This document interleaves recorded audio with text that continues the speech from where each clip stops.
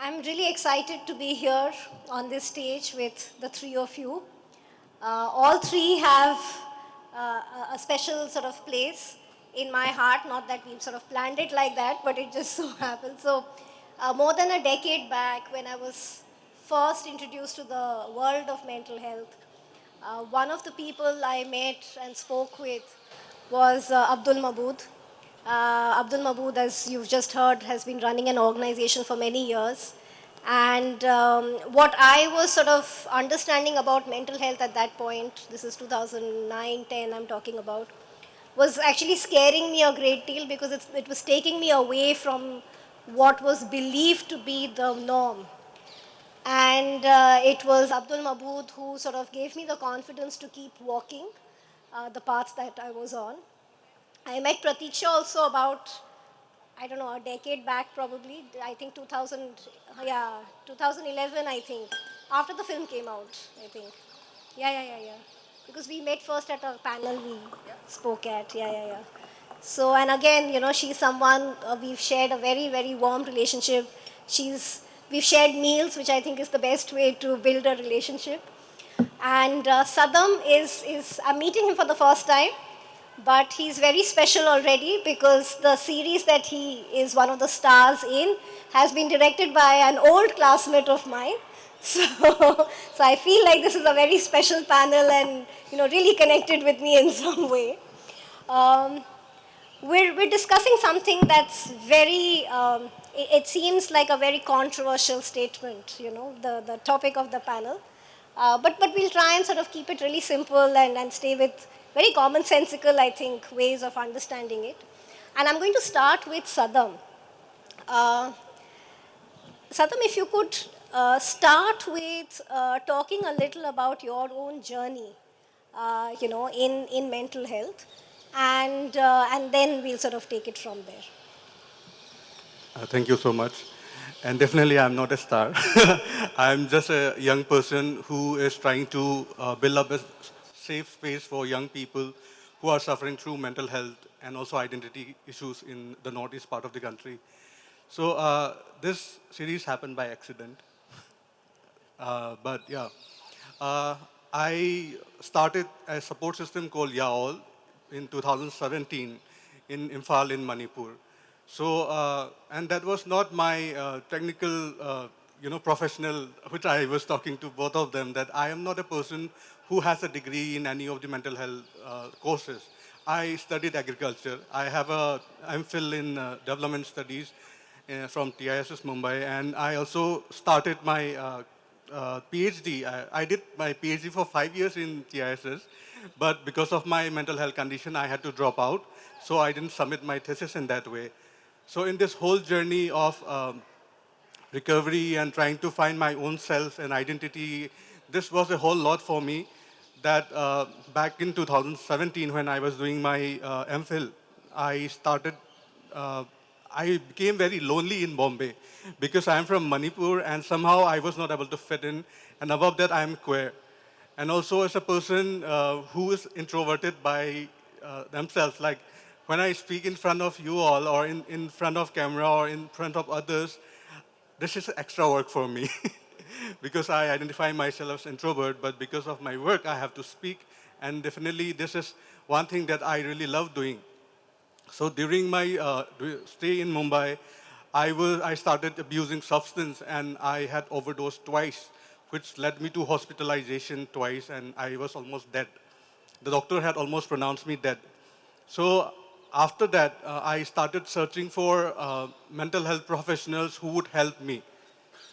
And that time, I was taken back to Manipur from Bombay for treatment. And in that case, what happened was I was like put in a home confinement because the doctors told our parents that he needs a lot of medication. So somehow I was given a lot of medication and I was not able to move for 6 months. It was not a jail, but it was at home with my parents around. But my parents also don't know much. They only had to accept what the doctors had prescribed. So that happened, and while I was recovering back in 2018-19, I started a support group for young queer people in Manipur who do not find a space to express themselves or somebody whom you can trust and look up to. And that's where my journey of recovery started. That's where my journey of creating an inclusive society started. And for me, my recovery definitely has taken a different route because I started, I don't know this, you might not believe or not, I started hating psychiatry at one point because it left me with so many scars that I started feeling that I don't want to take any more medicines, but I have to find alternatives to recover. And from that time, I have used my support system. From a support system, it became a big organization. It became the first registered LGBTI and youth-led organization in the entire Northeast region. And now we have represented United Nations and many other places in just a short time of 5 years. So this was the kind of space that was left. This was the kind of space gap that was being left out for people from Northeast in mental health, in identity, in many other issues. So as I speak today, Manipur is in a crisis. Many people might know or might not know. It might just have brushed your mind that we are living in a crisis from last 6 months. There has been total internet shutdown from last 6 months. We don't have internet in Manipur from last 6 months. On the mobile internet is totally banned. So we cannot express. We are living in a cell now that, we cannot complain because our freedom of expression has been taken out. So people even don't know what is going through in our own nation now. And many people, more than 60,000 people are living in relief camps now, till now, starting from children to older people. They have been living in horrible condition from it started during, monsoon, then now it's already winter. They are living in horrible conditions and many people have died. Like the official number shows 300 people have died, but there's more and more people who have died. Thousands of houses have been burned. So all these chambers that they are making in the name of rehabilitation are spaces for confinement.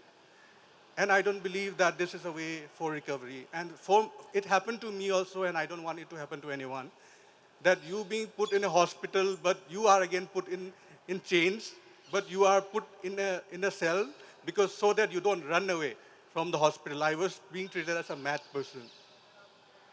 But yes, I have recovered, finding my own ways and navigated through different spaces. And that is why my lived experience is very true to me and very honest to me. And this is my story, that I am not a person who have had degrees, but I am a person with lived experiences which are more honest and true. So yeah, and the feature in here is also not because of my mental health, but because of the work that we have done in Northeast. And this series is a very unscripted series of how queer people try to find love. This is a very special thing for me. It's coming next week, and I'm not promoting anyways. But there was one series which I was there. It was produced by Oprah Winfrey in 2019 when the COVID was just starting. It was based on my mental health and how we use peer support to talk about recovery, how we use sports to talk about recovery. So that is one thing which are very special. So yeah, thank you. Thank you, Sadam. Thank you so much. And actually, because we also are so invested in the idea of recovery, I think what we're constantly looking at are recovery stories. And I think both of you will sort of join me in saying and agreeing that now there is enough evidence of multiple stories of recovery. And in your book, you have written about how many of these stories, if not most of these stories, if not all of these stories, happen outside the psychiatric gaze. But before we go to you, Prateeksha, I'm going to ask Abdul ji. Um, we were just talking, and you were talking about discrimination and what that does to all of us. And in a way, Sadam, your story is a reflection of that as well, right? So, um, what we call an emotional or a mental breakdown, right, which in the dominant discourse seems to have no cause. वो just हो जाता है. There's something wrong in your mind, something wrong in your brain, chemical imbalance है, इसलिए हो जाता है. Which of course chemical imbalance theory has been debunked multiple times scientifically, but it is still the larger sort of narrative. Uh, what is your take on it? When you were talking about, the causes, where does it come from? What is your understanding as someone who's been running one of the largest community-led mental health organizations in the country? What is your understanding of emotional breakdown? Thank you, Aparna. First, let me thank you to you and your team for organizing such a brilliant people over here. You see, we are living in a society which has predominantly a discriminatory society. Hunger and discrimination are the major source of psychosocial tension in our society. And both are rampant. Okay. And it's well established because our government says that 80 crore people are being given 5 kg grain to survive. Just think 5 kg grain a person surviving for 30 days. And this is government data. Another aspect is that we have all sort of parameters to discriminate one against other. We have, nobody knows the time, caste discrimination. We have a gender discrimination. We have age discrimination. We have ability discrimination. Okay. We have class discrimination. We have color discrimination. And rarely you will find where there is no discrimination. Okay. And a society where there is so much discrimination, the mental health issues and feeling uncomfortable for an individual is obvious. And it is accepted. It must be accepted. The moment we deny and we start seeing the individual in the parameter which is set by the someone in some parameter or some cultural context or the context. And unfortunately in our society or any society I can say, this business of normal and abnormal creates so much havoc. For example, I'll give you, we have a prime minister of this country who's a narcissistic. He is so obsessed with his own photograph that anywhere and everywhere you go, that you will find his photograph. I'm not against his photograph, but can anybody go and say him that look, you are narcissistic, you are obsessed, you have abnormality? No. But any one of us, if I start doing the same thing here, putting our own 10 photographs here and there, including you, what the people will say? So where there is so much description of perception also, articulation also, are we not discriminating other person to whom we are labeling that you are obsessed with your photograph and here is a powerful person and we don't have a power to just walk from here and go to his house and say you are an obsessed person? We can't do. We may be stopped by the police and we may put behind the bar also. The question is that we all are source of discrimination under this or that parameter. We can't deny. When this is a prevailing truth, then what is the way out? It's most easy that you label a person. I will just share you one thing, how we all have developed our notions by virtue of being so-called educated or having certificated from universities and the colleges. One day I got one of our good friend. She had worked with us in early 2000, and when she was doing her education and graduation and post-graduation. So she told me, sir, you see, I have sent a person to such and such person who happened to be a psychiatrist, and he was having OCD, and I referred to the person to him, and sir देखिए ना, उन्होंने उनको भगा दिया और कहा से OCD कोई बीमारी नहीं होती है, कहाँ अपना वक्त ख़राब करते रहते हो, अपना समय ख़राब करते रहते हो, गलती से किसी दूसरे साइकेट्रिस्ट के पास मत पहुँच जाना और नहीं तो तुम्हारा फिर ज़िंदगी में ओसीडी में ही रहोगे. But she was complaining to me with a understanding that I should communicate with that friend of ours who is happened to psychiatrist. See, उन्होंने ऐसे कैसे कह लिया? Because she herself has been a psychology student. She might be feeling that she has been one of the so-called A-grade college of the Delhi or or whatever the university. And if she has certain understanding of the OCD based on certain reading pages or written by someone else, then how he say, and being a psychiatrist, it means her perception was that look, a psychiatrist would have given this certificate that he or she has a OCD. But here is a psychiatrist is saying that look, he used the word, say, भगा दिया उन्होंने, से तुमको कुछ OCD से कोई बीमारी होती नहीं है, तुम चले जाओ, ये सब फालतू मत फंसो.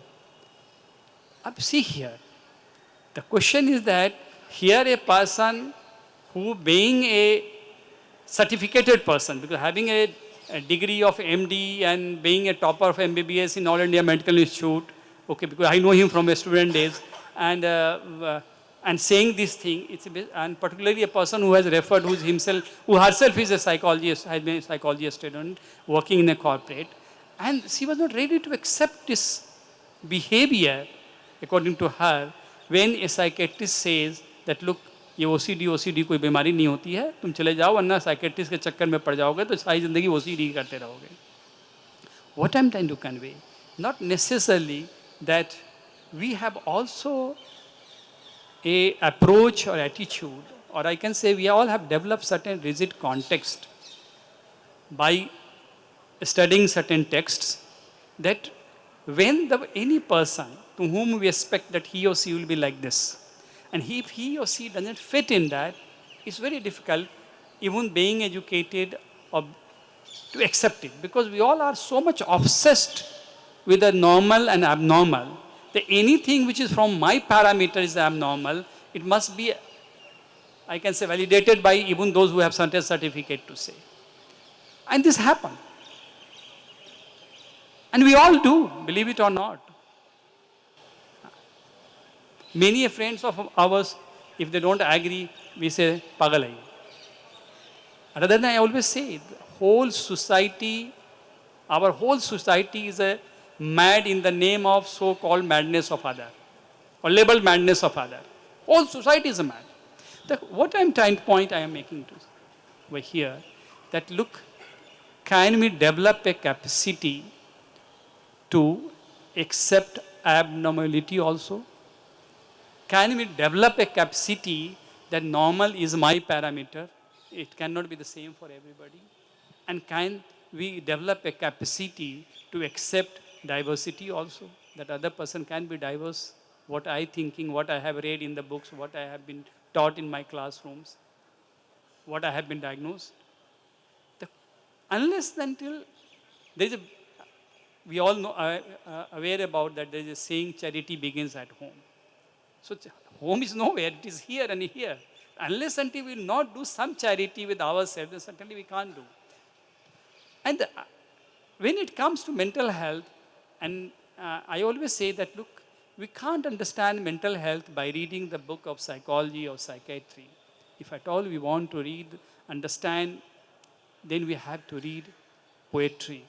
We have to read a story. We have to read short stories, novels. You try to understand what a good counselor was for himself. The Ghalib, he says, हमको है उनसे वफा की उम्मीद जो ये नहीं जानते वफा क्या है. If you develop this capacity, then certainly you will not having any issue in your life. And you will never feel abnormal, or you will never label other person as abnormal. But are we going to develop this capacity? Unless until we will not develop of capacity to accept, things will continue. It's most easy is to label anyone. It's most easiest thing, believe it or not. Most easiest thing. And what the so-called modern education has labeled, that has done, it has started labeling everybody.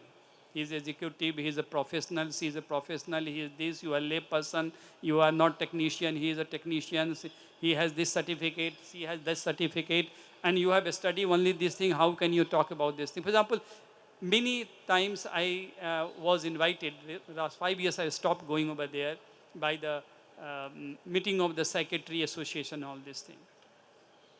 I remember once, because our organization work on the mental health of the children and adults, and our focus is there, and very few organization works on the children and adults and mental health in this country.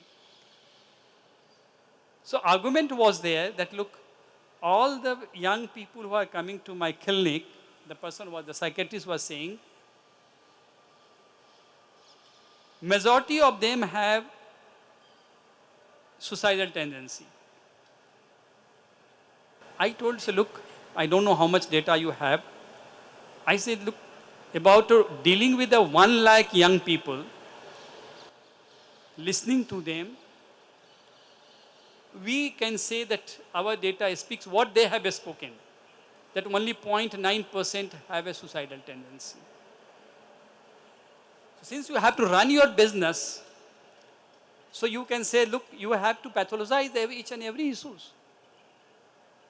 Because the moment you say anywhere on any platform where the people are there and that this much percentage of the young people have a suicidal tendency, obviously the parents will get teasing. So the business is a demand to discriminate the people, whether you like it or not. And this is a fact. So unless until every individual does not develop this capacity to accept a person beyond normal and abnormal, things will continue the way it has been continuing. And we can't expect a good from a person who has never experienced good in his or her life. There is a very beautiful couplet, I don't know who has written. It says that हम लाएं कहाँ से खुशी के गीत, हम लाएं कहाँ से खुशी के गीत, देंगे वही जो पाएंगे गमे जिंदगी से हम. And this is truth. Majority of the children, they are losing their childhood now. Majority of the people, they are not happy in their own life. We are not happy and comfortable in our own family. We don't feel comfortable and safe in our own family or our working space. So what do you expect from such person? But it's very easy to label an individual rather than labeling the society. The society is powerful. Yeah. Or any powerful person sitting on the powerful position. Yeah. So this is what we do, that we keep labeling and in a frame of normal and abnormal. Because I'm saying this two frame is the biggest facade and biggest fraud done against the humanities. The same way, this is the biggest fraud the society and psychiatry has done. A person with a psychosocial disability is dangerous to self and dangerous to society. It's biggest fraud, biggest lie. You see the data, NCRB data. So how many people who have been labeled as a psychiatric disorder or psychiatric so-called illness has killed the people or raped the person or molested the person? How many? But see the so-called normal people doing. Daily you read the newspaper. See the discrimination. If you all want to see the discrimination, please read regular matrimonial column. Please read.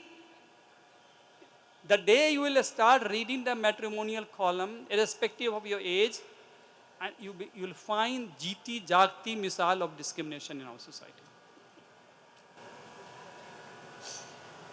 But you don't read. And if we read at this age, if I am reading, and my wife is saying, then she will say, अच्छा अभी सुमन में भी यही पढ़ते रहते हैं. The question is that we must read what is the truth about the society, prevailing truth. Read the media, not read the newspaper, read the media, the people walking over there. Where in a society where everybody is ready to sell himself or herself, what you will expect from that person or from such organization, such institutions? So, Abdulji, I'm going to stop you there. So you must stop me here, otherwise I'll keep continuing because I have never read the book Psychiatry or Psychology in the books. I have understand from the people. This is based on my experiences. And So I'm I'm happy. actually reminded of what J. Krishnamurti has said. It's something that we sort of constantly keep saying. It is no measure of health to be well adjusted to a sick society. We all are living in the sick society. And the sick society is saying that you are not healthy. Yeah.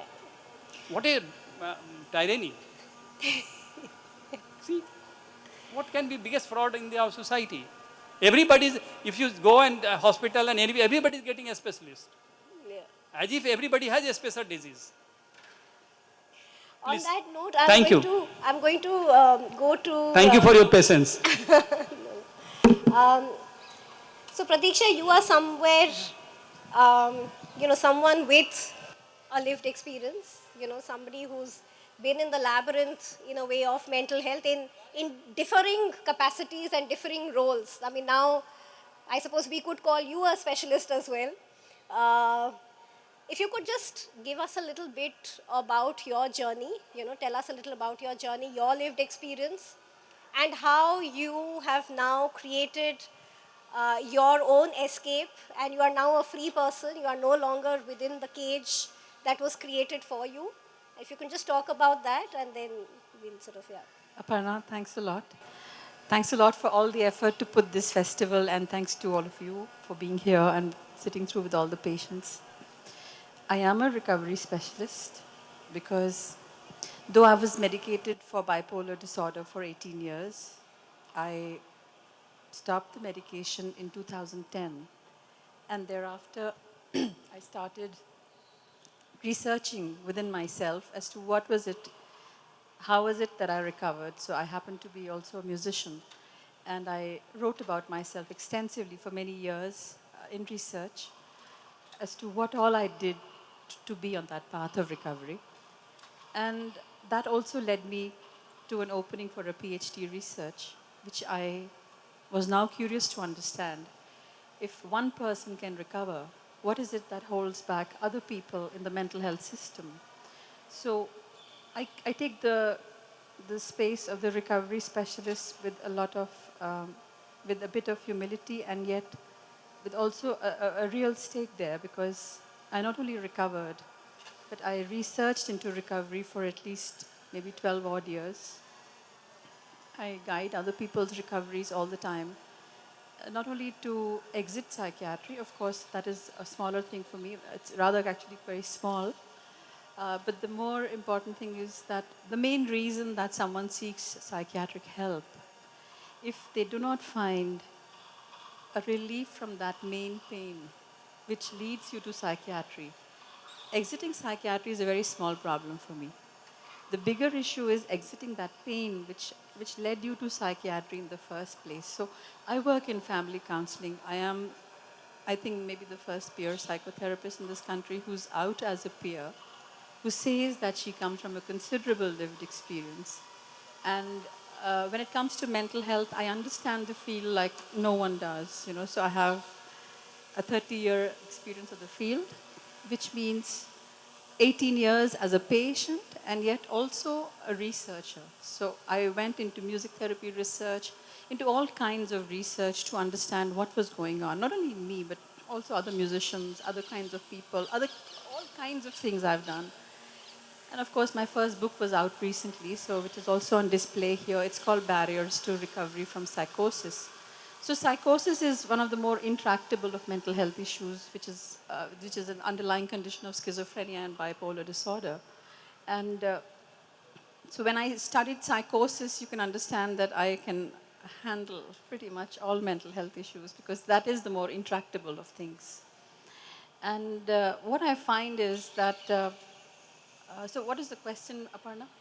My story and? Yeah, your story and where you find yourself at this point. Yeah, so where I find myself is at a point where I think that the work I'm doing, the peer psychotherapist role, is a role which many people are now ready to also embrace. They are looking for ways to become therapists, peer therapists, all kinds of counselors and psychological workers. And I have had a very, very eclectic, may I say, exposure to ideas. And Jung was a very important part of my journey because my therapist was a Jungian. So I heard the people before this talking.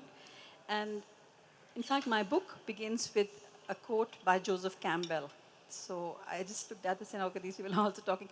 So Jung is a big part of my mental framework, you know. But I was exposed to transpersonal psychology and scores of other schools of psychology. And for so many years, I've been reading, studying, writing, research, and all that. I am by far one of the more introverted of people. So when Sadam said that he's very introverted, I said, what would you call me if in 2017 you founded your organization and you've grown so big?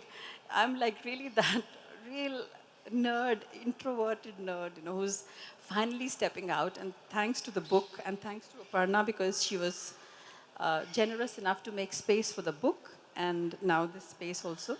I'm a very, very shy, introverted person, but also introversion helps me in deepening certain ideas, in sort of, so I say like about myself, कि हम बाजार में खड़े होके नहीं पके, you know.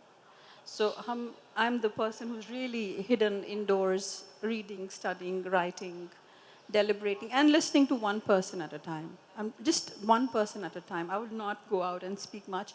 Of course, I'm invited to universities. I go and speak like that. So I see myself now in the role of a peer psychotherapist who is ready to train other peer psychotherapists with a knowledge base which is as thorough as all the work that I do, which is emancipatory, which is radical, which gives people real ideas how to, I would not say oppose psychiatry because I think it's not necessary. You can actually have an alternative way of looking at mental health as people suffering, which becomes a label. So if suffering is not designated as a diagnostic label and it is called suffering, whether it is suffering due to caste, due to religion, due to anything, due to gender, due to skin complexion, due to who you love or who you don't, and all kinds of different reasons why people are oppressed. If these things can be accommodated and all the diversity we have in this world be accommodated, I don't think anybody need be disabled. And yet, we are all disabled. So I don't think, actually, my whole theorization going on in my head nowadays is there really a disability or are we disabled by others? And are we not all disabled actually? Can I operate in this world and do everything for myself by myself? Can I grow my own cloth and weave my fabric and wear the garment and eat and grow my crop and eat everything? Are we not in a need for interdependence? So are we disabled or enabled or what is happening in society? So this whole problematique, if I may say, of disability is a problem which I want to tackle. And I don't think there's any psychosocial disability anywhere. I think this whole classification of people as disabled is a problem because society is basically intolerant. We are not making space for anybody except for what we know. What is the most familiar, the most, I can see my own face, I only know that much. And whoever resembles my face is the face that I want to acknowledge and accommodate. Other than that, everything should be penalized, banished, punished, anything. I don't want to see that face. And that's what is happening in society. So my thing is to challenge the notion of disability and to tell people that what we are suffering from is not mental health issues. We are suffering from deep alienation and we are suffering from deep-seated insecurity and loneliness. So if Sadam said that he had a breakdown in Bombay, I think it was pure loneliness, nothing else. I hear all the time children, adults, all kinds of people telling me stories, and stories of psychosis, schizophrenia, all kinds of things. And at the bottom of everything, I'm finding a stark loneliness. The inability to form connection with another human being. And that's the space that I'm occupying now. How to make people open up their hearts in a more relational way. How can we create spaces which are more relational, more safe for everybody? And very genuinely so. So of course, the therapist training is on top of the agenda for me now. That's it, Aparna. Thank you. So, what we're talking about today is who the diagnosis helps, right? So, and it's a conversation that, again, we've had multiple times, because when you're in the throes of distress, when you're in the throes of despair, and you're really struggling, I think that's a time when all you're really looking for is an acknowledgement of your deep grief, your deep suffering, your distress.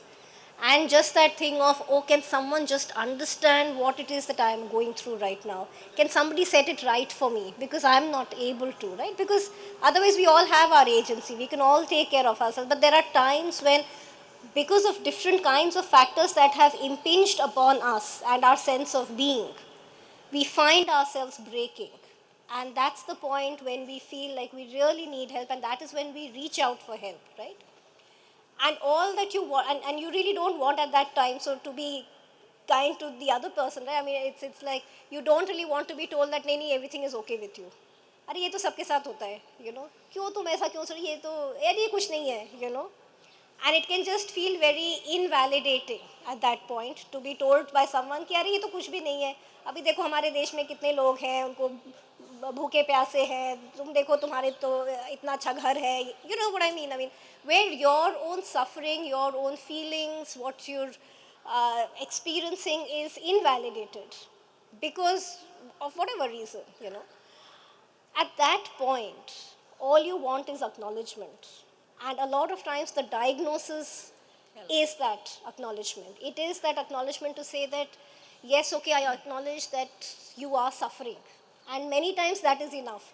क्योंकि बाकी की दुनिया नहीं देती है, because the rest of society is just telling you, oh, just get up and continue living. So just that diagnosis makes you think, okay, now I realize what is wrong with me. Oh, I was not imagining it. People kept telling me you're thinking it up, but actually, see, there's something real. See, इसमें है ना, DSM में है. It is something real, right? So what are your thoughts on that? That feeling of acknowledgement, and it's something that you have mentioned, Prateeksha, recognition capital. And that's a beautiful term, and I always use it. Recognition capital. You get that recognition for your distress. So yeah, in fact, we all seek recognition from others because the recognition by the other matters. It matters that I'm a woman, I am so and so, I'm this or that, I have a job or I don't have a job, or I have a husband, I have children, I don't have that, or whether. So it is, everybody is finally in search of recognition from the others, from anybody, from society. And when our grief is not recognized and is said, oh, kya hai? Like Aparna just said, this doesn't matter. Everybody is suffering from.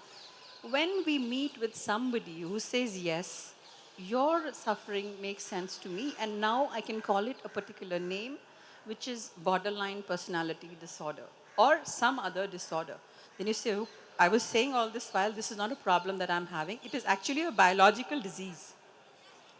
Now, that recognition by a specialist, by a doctor, makes people feel safer about themselves, that yes, I was not having the problem, it's the disease which is making me behave in a particular way.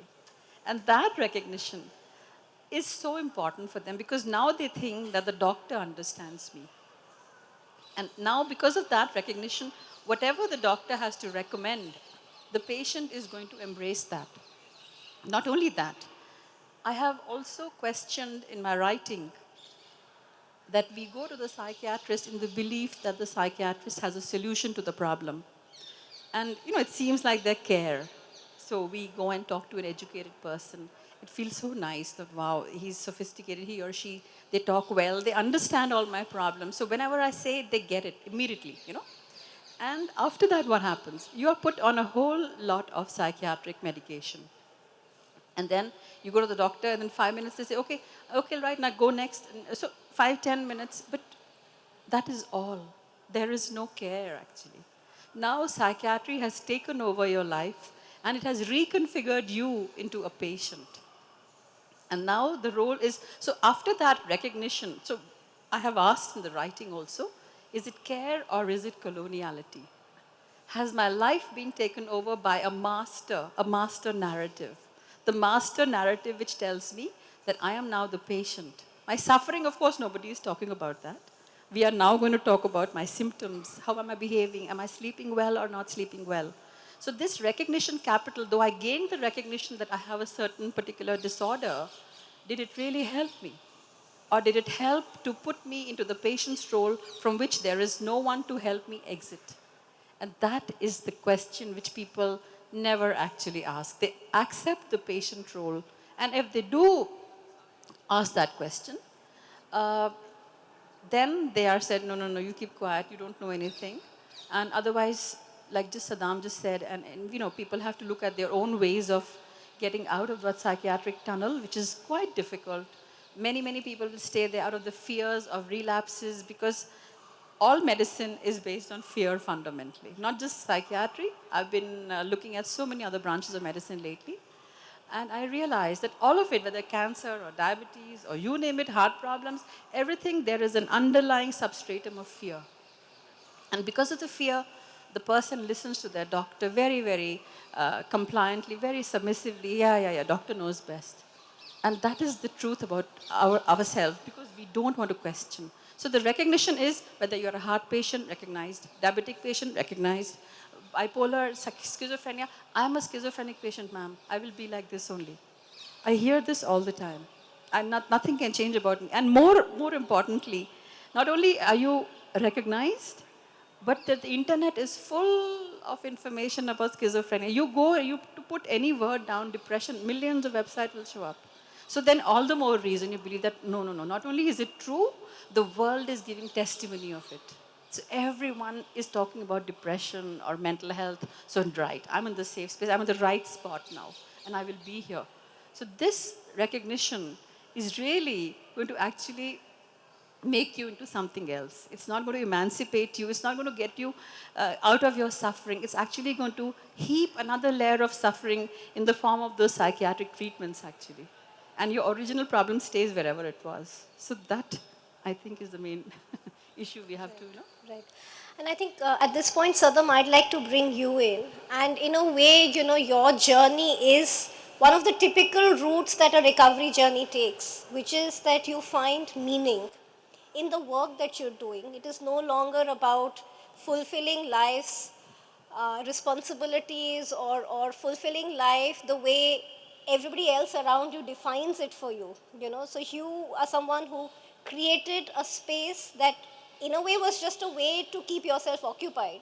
But because it began to become a movement, it gives you a sense of meaning, it gives you a sense of purpose, and suddenly you feel like your suffering had a meaning, and that you can channelize your suffering into something that has greater significance, greater meaning, a larger sort of message than just being Sadam's suffering.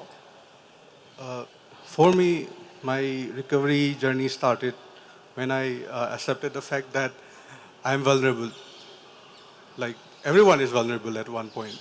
But our vulnerability has been always told that it's a weakness for us. But the moment I accepted my vulnerabilities, it's not my weakness, but it also lies with, you know, it's a strength for me. It lies with everyone. We have been made to believe that you are vulnerable means you are weak. But for me, when I was in the hospital for the second time for overdose, I almost had thought that, you know, I will not wake up from this thing. But, and there was another layer to it about my identity of why people are not accepting queer people. I was not able to open up about my identity to my family, to my friends, to my, you know, school, class, everything. So I was living a life of my own lies inside. So there was a layer of, you know, discrimination. As we said, because of the fear of discrimination, I was not able to come out. And it made me more vulnerable in that space. So somehow I had to face my own fear of people telling that, you know, hey, vulnerability means weakness. But the moment I accepted the fact that my vulnerability is not my weakness, but it's my specialty. So I opened up, I accepted myself. You know, there's a very funny thing that about queer people, about LGBTI individuals. You know, Supreme Court had to intervene saying that you are normal. You are no longer a criminal. But before 2018, queer people were called abnormal. The government itself, the Supreme Court itself had to intervene to say that, hey, you are not normal, you are normal, abhi se. पहले तो normal नहीं था. And it was a crime. Our existence itself was a crime. So how do we live with it? Our identity was a criminal offense. How do you live with it? So there was multiple layers of discrimination in that way. So when you, and even for now, recently, there was a hearing on marriage equality.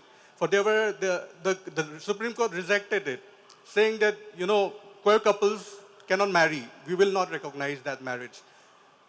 Like, we have to take permission, we have to, seek for validation all the time. That seeking validation makes a fear. And that's how it's marketed for medicines and also for many other things. That is the way it has been made. But the fact and accepting ourselves that I am, like you may say I'm abnormal, but to me I'm normal. Love is normal. The love that I feel is normal. The weakness that feel I is normal. Everything is normal to me. I'm just a little different than you. My love is a little different than you. But the way it has been, articulated in all the theories, in all the, laws and policies, that made us abnormal in that sense. And my only recovery, it started from there. Once you accept yourself the way you are, with all the vulnerabilities, with all the challenges, that is the point where I start growing myself. Because I stopped caring about what other people will say. And from that journey, that is why I say, even though I am an agriculturist by profession or degree, as Sir said, that we have been certified in that way, my work is on, somewhere on mental health, somewhere on sports, somewhere on HIV, somewhere on drug use. So it's all spreaded out. It's very intersectional. My existence itself is very intersectional, and I don't know, no one cannot say that you are not intersectional. You are not just a woman, you are just not a student, you are just not one person.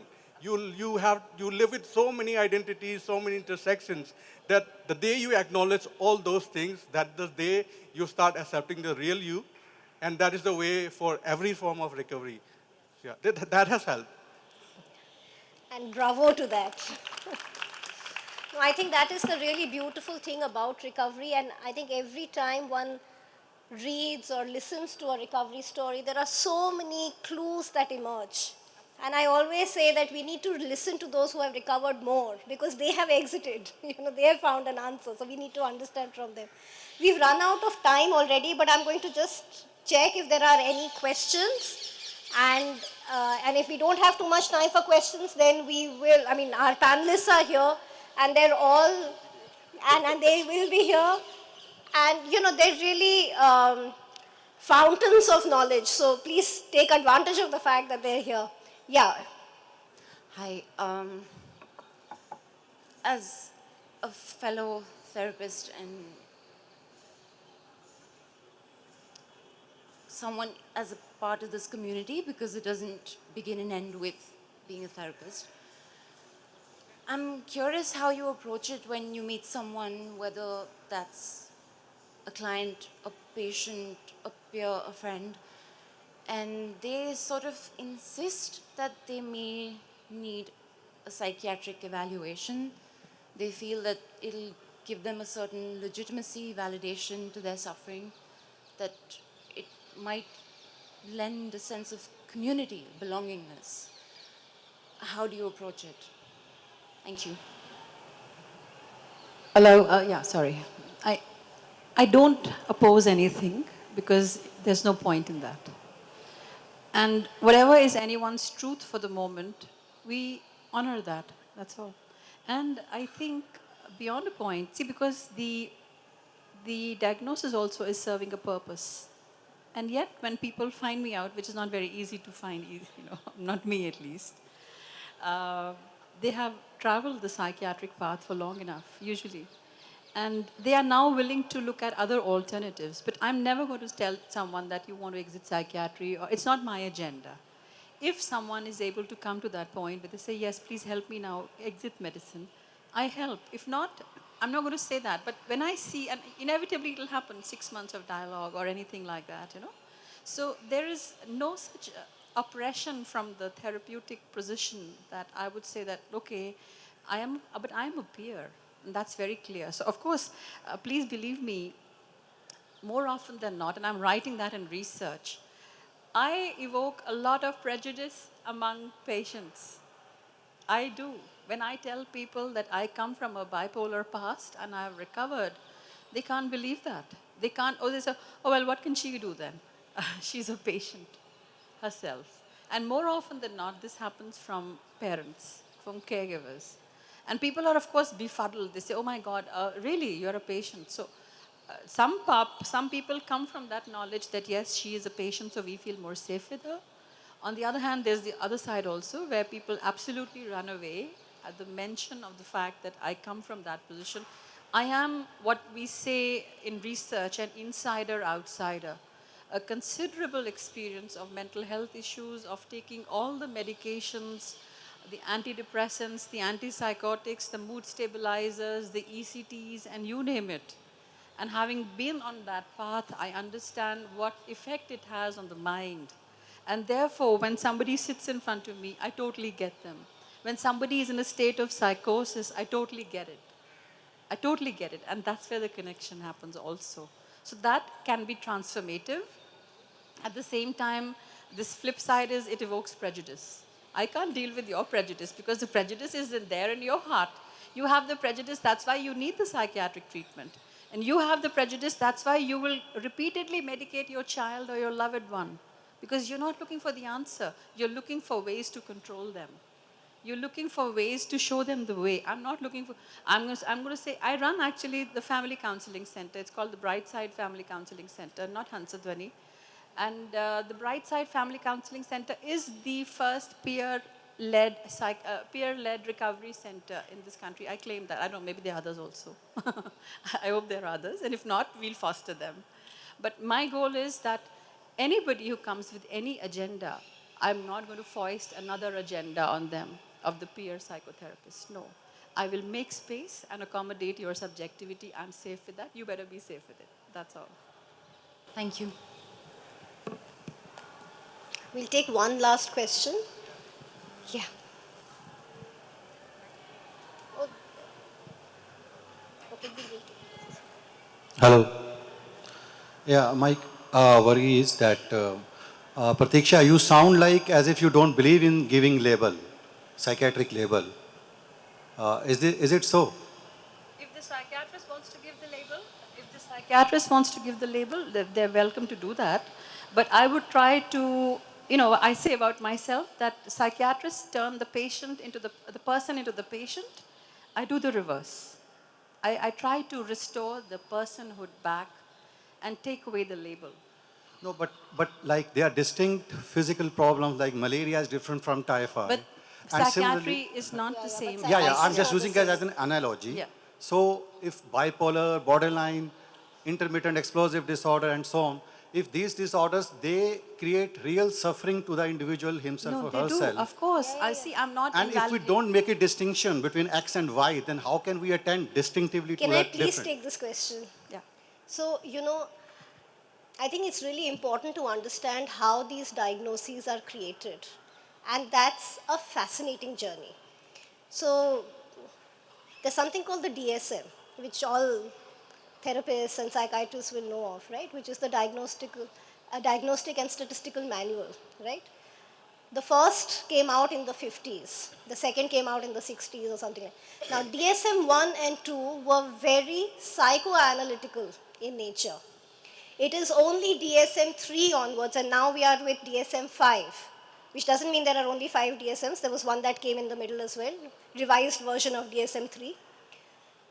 Now, if you look at the way in which the DSM has been created over time, it speaks a very interesting journey. Number one, there is still no clinical test which gives you independent evidence of the existence of any of these diagnoses. How are these diagnoses created? How is it done?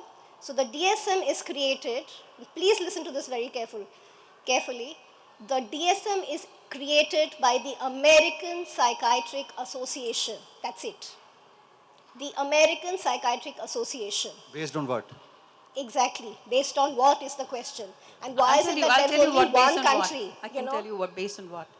So what they do is they look at certain behaviors of people And they say, look, these 5 categories, these 5 kinds of behavior, say sleep is disturbed, is having explosive anger, or some kind of behavior, whatever, X behavior, Y behavior, we call these 5 things into one diagnostic category. Now, lately, if you see what has happened, ever since the changes of the 90s and this century, we are seeing a lot more internet addictions, all kinds of new addictions are coming, and so much of increase in social anxiety, and especially after the lockdowns.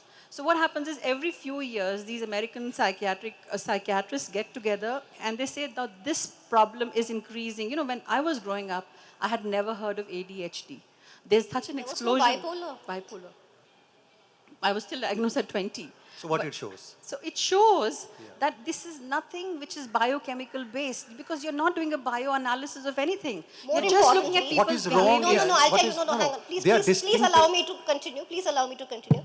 So when DSM-5 came out, which was about a decade ago, there was a huge movement across the world which was fostered by those who opposed the DSM. And these included academics, researchers, psychologists, even critical psychiatrists, right? And their point was that the new DSM was consciously reducing the threshold for diagnoses to be given, and which is why you also see an explosion of diagnoses being given out, because they have been consciously reduced. The threshold has been reduced. So there is politics here, right? And we have to understand that it's not as though everybody believes in these diagnoses, right? There's a lot of criticism of that. There is no biomedical basis of this, and you have the best psychiatrists across the world questioning this. We were all told this myth of chemical imbalance. I'm sure a lot of us believed in the chemical imbalance. I certainly did. To my shock, I found that there was no scientific basis for that. Did you know that? No, I'm there sure are you many. did. There are many studies which document actually. No, there isn't. Because What are you no, talking there about? there is no. There are You studies. have to know. You have to look at. You must read this book I called have Mad seen in. these things. No. You have to look at this book called Mad in America. You must look at Dr. Joanna Moncrief's latest study, where she has done a scientific evaluation of all the scientific studies that have happened till date, which have looked at whether or not there is chemical imbalance, there is truth Which in year chemical this study imbalance. was in? Last year, 2022. Okay, I will. Right, so you must read that, and it has been proved without doubt that there is no basis for the chemical imbalance theory, right? So, and a lot of people in India, we are still embracing it very happily, but in the West, a lot of people have written about this, have critiqued it, and they're constantly talking about how it's a failed system and we need to do better. And therefore, we need to understand how to do better. And this is a very long conversation, and I would love to have this conversation. I think all of us would love to have this conversation with him. But I'm going to give the last few words to... My only worry is, I will still repeat, that you are probably throwing baby out with the water. There are certain problems with pharmaceutical companies might be doing their role in a bad manner to sell their drugs. That's fine, but we should not throw baby out with the water. Well, Be cautious about it. one thing, let me appreciate what he's putting, because look, the question is not that we all are used to, if somebody develops something, we all are used to that, because somebody has spoken. My father has spoken. Anyone who has certificate has spoken. Certain small study has been done. We all are. If you see the history of last 135 years or 40 years, when this pharmaceutical business started in this world at the pioneer level, okay, with help of the technology and over a year of this 100+ years, they have developed by investing trillions of dollars that we all are so used to. We have headache, we take pills. We have body ache, we take pills. We are not getting sleep, we take pills, which our body is not needed, doesn't need at all, believe it or not. But we all are used to. The same way, what doctor says, immediately we go. We never spend any time to study even our physical health. Okay.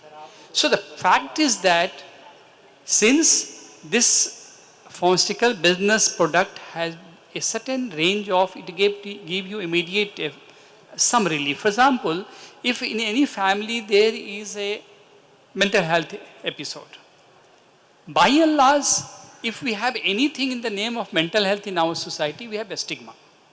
In the name of awareness of mental health, we have anything that is established is a stigma. So the moment we change our glass and we are saying, look, he has or she has some problem. And we became more unpleasant due to a stigma. Not the person is making me unpleasant. And we force the person and go and get some medicine, sedative, and the person is just silent and the little bit sitting somewhere or sleeping. We feel also get relief. And we have a faith in that. I will tell you one episode to you, and after that, you all will decide which one is true. One of our friend, she was put in the mental asylum, that is Sahadra. Her family arranged police and put over there. I went to meet her, and she was put in the so-called high security ward, where all the psychotic and all this thing. First thing I did, I said, look, you write on a page of paper that you have been forcibly brought over here with the help of the police by your father and your family. And she wrote over there. Then I went to meet the director. I said, look, this is what, can you expect that, look, a person having put in such a security or the psychotic ward can write this coherent way? Yeah. Then he called the person, so he was saying, let me see Abdul Bhai, who was on the duty. He called the fellow. Who was a duty doctor, resident. He said, because when she came and she was so much agitated and angry, and her whole behavior on Salaut was so much, apparently one can make that she has some problem. She has. I asked him one question, that you are a trained psychiatrist having your MD degree. Just I assume that in the Sahadra hospital, asylum, Agra, nobody knows you. And I bundled you the way she was bundled, with the help of the police or with the help of the friends, and take you to Agra. And then obviously you'll be agitated, you'll be angry, and you'll be all sort of the thing what we're saying. And the doctors on the duty, how will take you? The way you have taken, or it will take you differently? Then he said, no, certainly way. The question is that look, it's not that we are questioning the DSM or international classification of disease. What we are questioning, the parameter adopted. The norms develop. The certain study, controlled study developed on certain thing, certain people, and then it made a generalized. So issue is there. One side, medical science itself says this 80% physical ailment is nothing but it is psychosomatic. It means not a disease, a life condition, life situation.